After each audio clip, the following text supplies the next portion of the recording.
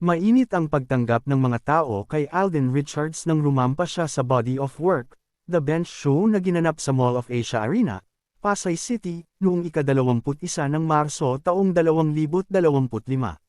Pero lingid sa kaalaman ng marami, matindi ang kabang nararamdaman niya noong gabing iyon.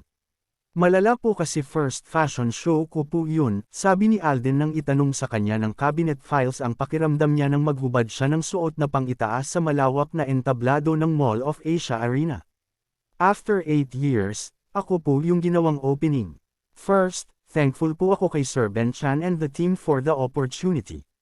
But nakaka-pressure po siya kasi everyone was expecting so much of me because I'm gonna be opening the show. The story behind Alden's outfit. May paliwanag din si Alden tungkol sa kahalagahan at kahulugan ng kasuotan niya nang rumampa siya sa Body of Work. May kinalaman ito sa kanyang tukoyong si Richard Gomez. Richard Fulkerson ang tunay na pangalan ni Alden. Kwento niya, actually, the night before ko palang nalaman kung ano po yung segment ko and kung ano yung tribute, kung anong essence ng damit ko. So that's 1989, the first ever campaign of Bench for Kuya Richard Gomez. So, yun ang suot niya habang nagsasagwan. So, nakadagdag pa po sa pressure, talaga naman. Kaya sabi ko talaga, pag uwi ko sa bahay, sinilip ko yung katawan ko, ano, kaya mo ba? Sige, laban na yan, habarin mo na yan bukas.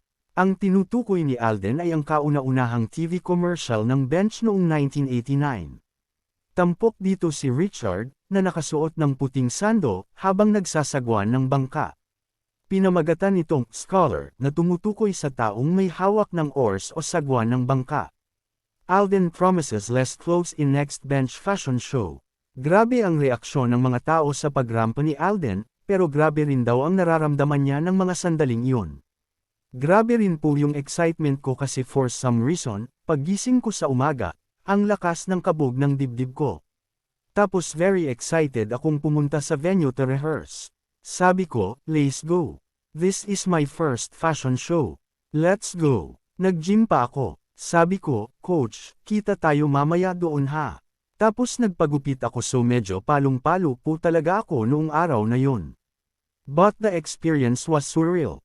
I think I would consider it as one of the highlights of my year today, and I am just so happy I did it.